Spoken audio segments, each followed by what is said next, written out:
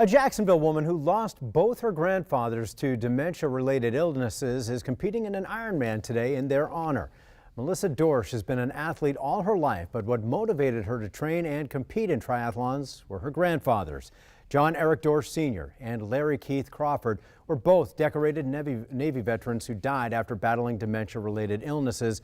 Only after her grandfather's deaths did Melissa Dorsch discover the Alzheimer's Foundation of America, which provides support to individuals, families, and caregivers and funds research for treatment and a cure.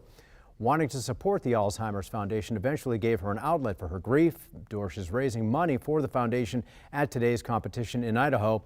She's also dedicating the race to her grandfathers. I think that there's hope. There's things out there that can help you, help your family. There are resources.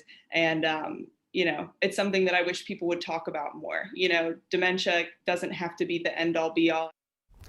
Dorsch says her goal is to finish the more than 140-mile race within 14 to 16 hours. That's just amazing if you think about it. If you'd like to contribute to her fundraiser, you can find the link on our website, firstcoastnews.com.